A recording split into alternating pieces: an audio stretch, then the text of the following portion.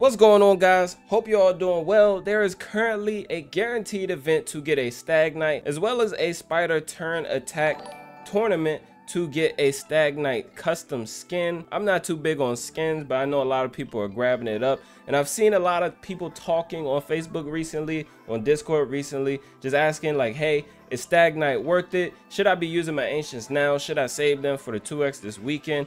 Is he still a viable champion? Where are people using him? Stag Knight is amazing. He's one of the top epic champions in the game for sure. I'm going to show you the build that I have on him, where I use him, and why you should definitely invest in this champion if you have him. So I saw people saying that they had their Stag Knight collecting dust in the vault, which I guess could happen if you have like other champions that you're using and you don't have really a use for him, but I feel like there's so much use for this guy. He has decreased speed on the A1, decreased defense, and decreased attack. His passive also places increased accuracy on an ally for 1 turn each time they have a debuff resisted by an enemy. He's definitely an amazing champion. He's going to give you some survivability. He's going to allow you to do some extra damage. He's going to allow you to take some extra turns. He also can do a considerable amount of damage himself because the multiplier that he has on his A1 is one of the highest multipliers we have in the game. It also hits 2 times, so he's going to smack. Now, up until very recently, I was running my Stag Knight in a stun set just because it was very useful for me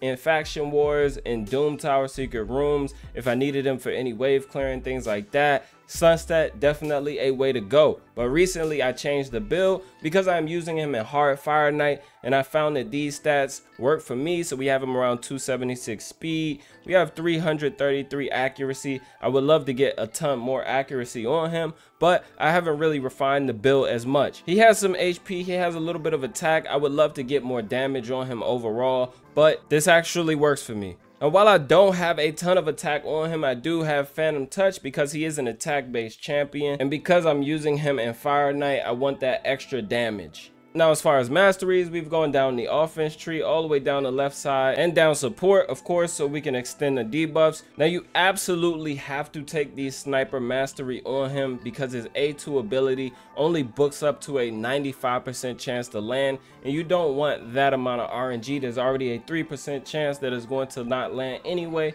so you want to make sure that you take sniper so that you can get it at least up to 100% chance to land his debuff. So the plays that I currently use him the most is definitely Fire Knight hard. You can be using him on normal Fire Knight as well. He is good for stage 20, also good for stage 25 if you need assistance on those waves, giving you some survivability, giving you a bit of extra damage. He could definitely smack. Let's go ahead and run Fire Knight hard 6 really quickly. I have not pushed up to 10 yet, so we're gonna go ahead, ally attack. Stag Knight is gonna come through. He's gonna give us decreased defense and decreased attack, as well as decreased speed on his A1. His A1 is gonna start smacking. Let's actually slow it down so we can see how much he's hitting for. Hopefully he will crit. He does not have 100% crit rate, but he still hits and knocks it out. 28k there.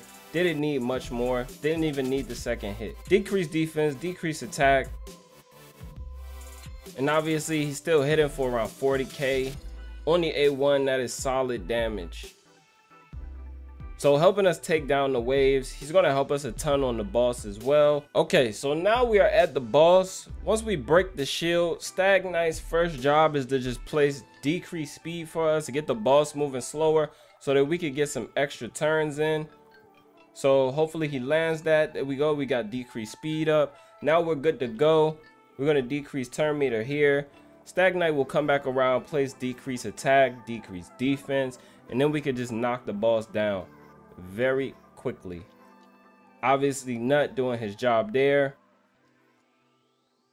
and Stag Knight just finishes off the boss for us.